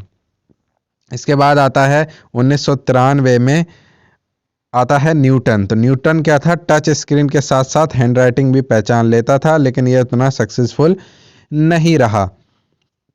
इसके बाद 1998 में आता है iMac। तो iMac सीरीज जो थी वो बहुत सफल रही और इसके डिज़ाइन की वजह से ये काफ़ी पॉपुलर भी रही। 2001 में फिर आता है जो हम सब लोगों की मैक्सिमम लोगों की इरा है, उसमें देखिए आता है iPod आपने बहुत देखा होगा, इसकी चाइनीज कॉपियाँ तो सब नहीं देखी होंगी। ये पर्सनल म्यूजिक प्लेयर था जिसमें प्लेलिस्ट जैसी चीज़ें थी, म्यूजिक की जो फेवरेट चीज़ें उसको प्लेलिस्ट में डाल दो। पहला विचार आता है 2001 में। तो iPod कब लॉन्च हुआ, 2001, ये आपको याद रख लेना है। इसके बाद बात करते हैं 2003 की। तो म्यूजिक सॉफ्टवेयर iTunes बेहतर यूजर इंटरफेस के साथ साथ काफ़ी पॉपुलर होता है। फिर 2006 में आता है एप्पल टीवी फर्स्ट जनरेशन, और यह भी कहा गया कि इस पे आगे भी काम जारी रहेगा, इसे iTV भी कहा जाता था। इसके बाद 2007 में आई आईफोन फर्स्ट जनरेशन। इसमें इंटरनेट ब्राउज़र था, म्यूजिक था, वीडियो प्लेयर था, साथ साथ 2 मेगापिक्सल का कैमरा भी था, और ये बाज़ार में काफ़ी फेमस हो गया। इसके बाद 2008 में दुनिया का एकदम छोटा पतला हल्का मैकबुक एयर मिला। इसमें पूरी कीबोर्ड लैपटॉप के सारे फीचर्स थे। हल्का होने के साथ साथ ये लोगों को पोर्टेबल तो था ही था, इसलिए लोगों को रखना बहुत आसान हुआ, काफ़ी फेमस हुआ। 2010 में आ गया टैबलेट आईपैड, और आईपैड बहुत फेमस हुआ। 2013 में आ गया आईफोन 5S, जिसके साथ आई Apple touch ID. Biometric authentication था, पहली बार था जब किसी उपभोक्ता उत्पाद में बायोमेट्रिक टेक्नोलॉजी का उपयोग हुआ आईफोन 5S में। इसके बाद आ गई आईपैड के बाद एप्पल का पहला प्रोडक्ट आया आई वॉच, जिसमें स्वास्थ्य, फिटनेस आदि से संबंधित कई चीज़ें, कई फीचर्स थे। आई वॉच सन याद रखना 2013। फिर आती है एप्पल पेंसिल, 2015 में लॉन्च होती है। ये पहली डिजिटल पेंसिल थी जिससे लिख सकते थे, आउटलाइन दोनों कर सकते थे। हालांकि ये बहुत महंगी 7-8 हज़ार की तक यही आती है। इसके बाद बात करते हैं 2016 की। तो आईफोन 7S प्लस हुआ। इसमें क्या हो गया, जल प्रतिरोधक यानी कि पानी में भीगने डूबने पर ख़राब नहीं होता था। स्टीरियो स्पीकर था, वायरलेस हेडफोन्स थे, एयरपॉड्स थे। एप्पल वॉच सीरीज 2 भी लॉन्च हुई, और आगे आ रहे हैं 10X दुनियादारी, आपको बाकी सब पता है ही। इसके बाद हम आपको क्वेश्चन कराते, लेकिन उससे पहले इंटरनेट और देख लो। क्वेश्चन लास्ट वाले पोर्शन में आपके कंप्लीट करा दिए जाएंगे। तो इंटरनेट कहते किसको हैं, तो इंटरनेट हजारों लाखों करोड़ों लोगों का एक ऐसा संयुक्त नेटवर्क है, जिसमें प्रत्येक नेटवर्क एक ऐसे माध्यम से जुड़ा है जिसकी ये सहायता से अन्य नेटवर्कों से ये सूचनाओं का आदान प्रदान कर सकता है। तो प्रोटोकॉल की बात कर लेते हैं इंटरनेट में। तो प्रोटोकॉल इंटरनेट पर सूचना एवं आंकड़ों के आदान प्रदान के लिए एक सिस्टम होता है, जिसे किसी भी चीज़ का एक सिस्टम होता है, उस सिस्टम को क्या कहा जाता है, प्रोटोकॉल कहते हैं। वर्तमान में टीसीपी यानी कि ट्रांसमिशन कंट्रोल प्रोटोकॉल एवं आईपी यानी कि इंटरनेट प्रोटोकॉल प्रचलित प्रोटोकॉल है। इंपॉर्टेंट है, टीसीपी और आईपी ये क्या है? इंटरनेट के प्रोटोकॉल। आईपी यानी कि इंटरनेट प्रोटोकॉल, टीसीपी यानी कि ट्रांसमिशन कंट्रोल प्रोटोकॉल। डोमेन ने इंटरनेट से जुड़े प्रत्येक कंप्यूटर पर एक डोमेन नेम होता है, जैसे www.yahoo.com। यह वास्तव में कंप्यूटर के क्या हो गया? एड्रेस हो गया, जिसके माध्यम से उस कंप्यूटर से जुड़ा जा सकता है। इसे डीएनएस यानी कि डोमेन नेम सिस्टम कहते हैं। यह दो भागों में विभक्त होता है। दोनों भागों को अलग अलग करने के लिए डॉट का प्रयोग किया जाता है। आईपी एड्रेस मुख्यतः कितने प्रकार के? इंपॉर्टेंट है, बहुत इंपॉर्टेंट है। 3 प्रकार के होते हैं, class A, class B, C, D और ई में। आईपी एड्रेस संख्याओं से बना होता है, जिसे ISP internet service provider server इसे आईपी एड्रेस में परिवर्तित कर देता है। आईपी एड्रेस में 0 से 255 तक की कोई भी संख्या हो सकती है। कितनी? 0 से 255। तो कुल कितनी संख्या होगी? 256, क्योंकि 0 और 255 तक, तो 256 संख्या होगी आईपी एड्रेस में। और ये किन भागों में बटा होगा? ये देखो 196.6.201.10। भारत के प्रमुख आईएसपी यानी कि इंटरनेट सर्विस प्रोवाइडर कौन से हैं? वीएसएनएल, बी नहीं है, वीएसएनएल यानी कि विदेश संचार निगम लिमिटेड, और बीएसएनएल यानी कि भारत संचार निगम लिमिटेड। इसके अलावा सत्यम ऑनलाइन था, डेटा इन्फोसिस था। डीएनएस क्या होता है? डीएनएस एक प्रकार के बड़े कंप्यूटर को कहा जाता है, जिनका कार्य इंटरनेट के आईपी एड्रेस की जानकारी को रखना होता है। इनके मुख्यतः 8 भागों में बांटा गया है। जैसे .com है, ये इंपॉर्टेंट है, किस किस पर्पज के लिए उपयोग किए जाते हैं? तो .com व्यावसायिक संगठनों के लिए रिजर्व्ड है। .edu यानी कि शैक्षणिक संस्थानों के लिए। .mil यानी कि अमेरिकी संस्थाओं के लिए है। .gov गवर्नमेंट ऑर्गेनाइजेशन के लिए है। .org ऑर्गेनाइजेशन के लिए। .net नेटवर्क संस्थाओं के लिए। .int यानी कि अंतर्राष्ट्रीय इंटरनेशनल संगठनों के लिए है। .in.uk ये प्रत्येक देश के लिए अलग है, जैसे .in इंडिया के लिए, .uk ब्रिटेन के लिए।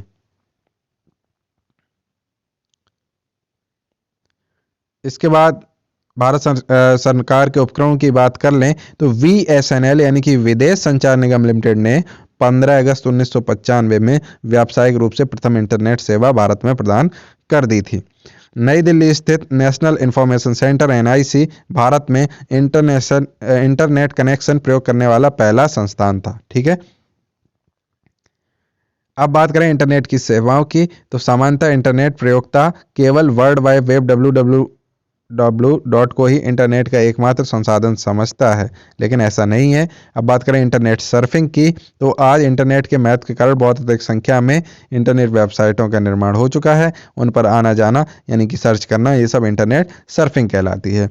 सर्च इंजन क्या होते हैं? तो असंख्य प्रश्नों वाली सामग्री में से अपनी मनचाही सामग्री या विषय वस्तु वाला प्रश्न ढूंढकर सामने ले आने वाले कार्य को पल भर में कर देने वाले इंटरनेट के सर्च इंजन का काम होता है।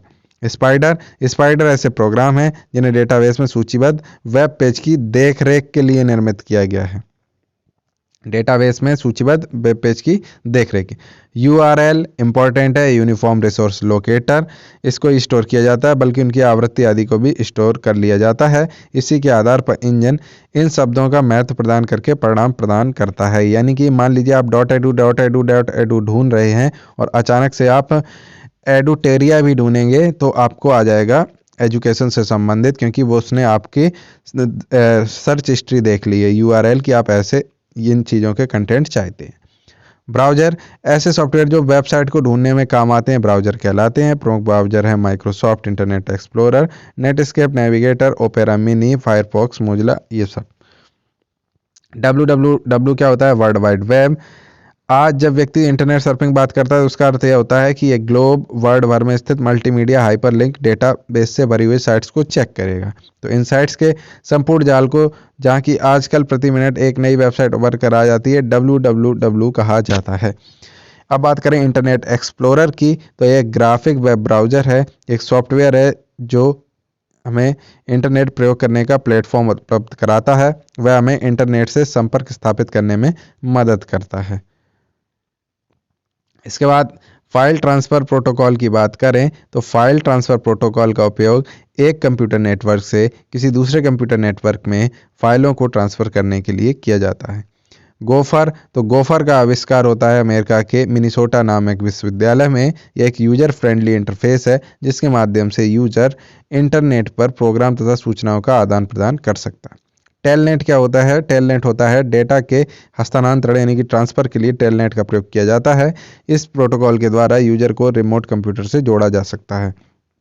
यूजनेट क्या होता है? तो विभिन्न प्रकार की सूचनाओं को एकत्र करने के लिए इंटरनेट के नेटवर्क यूजनेट का प्रयोग करते हैं। इस नेटवर्क के माध्यम से कोई भी यूजर विभिन्न समूहों से अपने लिए आवश्यक सूचनाएं कलेक्ट कर सकता है।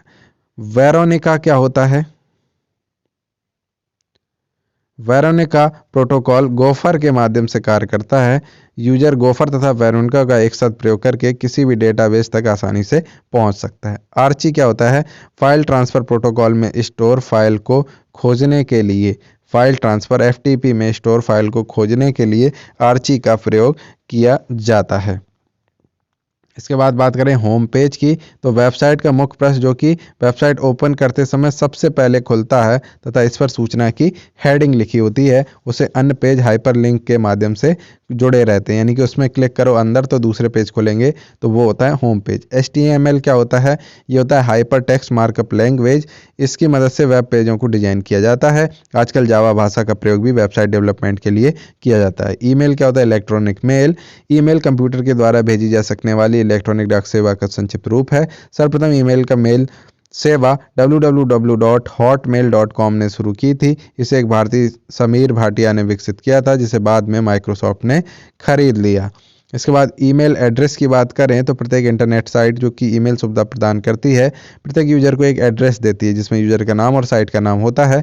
ईमेल एड्रेस कहलाता है। जैसे कोई भी है dubedharma@hotmail.com, तो दुबे धर्मा क्या हो गया? यूजर नेम है। और हॉटमेल क्या हो गया? साइट का नाम, जहाँ दोनों अलग अलग करके @ चिन्ह का प्रयोग किया जाता है। मेल बॉक्स क्या होता है? प्रत्येक साइट जो ईमेल एड्रेस देती है वह अपनी वेबसाइट में कुछ KB या MB का स्पेस इस यूजर के लिए रिजर्व करती है, इसे मेल बॉक्स कहा जाता है। तथा यहीं से वह किसी अन्य को डाक यानी कि मेल कंपोज करके भेजती है। वेबसाइट जो हमें फ्री ईमेल सुविधाएं उपलब्ध कराती हैं www.webdunia.com, ये हिंदी में भी उपलब्ध है। इसके अलावा www.rediffmail.com, www.yahoo.com, www.hotmail.com और www.gmail.com। इसके बाद आपको बता दें कि चैनल 30 मिनट जीएस को आप सब्सक्राइब कर सकते हैं, दोस्तों के साथ शेयर भी कर सकते हैं। बाकी भी कंटेंट आप जैसी जैसी डिमांड करते जाएंगे हम लेते आएंगे। अब इसके अगले पार्ट में हम आपको करा दे रहे हैं कंप्यूटर संबंधित क्वेश्चन, उसके बाद आपको यहाँ वहाँ भागने की ज़रूरत नहीं है। बहुत बहुत धन्यवाद।